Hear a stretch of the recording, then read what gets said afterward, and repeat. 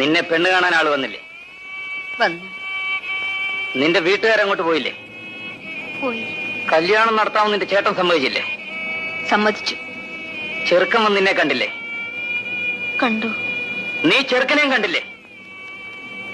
കണ്ടു. എന്നിട്ടാണോടി നീ വീണ്ടും എന്നെ കാണാൻ വന്നിരിക്കുന്നത്? പെണ്ടി.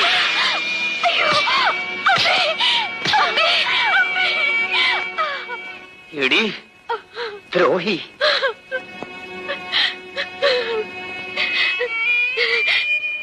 ചേട്ടൻ ചോദിച്ചതിനെല്ലാം ഞാൻ അതേ അതേ എന്നല്ലേ മറുപടി പറഞ്ഞത്.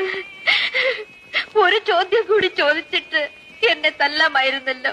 ഇത് കൂടുതൽ നീ എന്താടി ചോദിക്കാനുള്ളത്?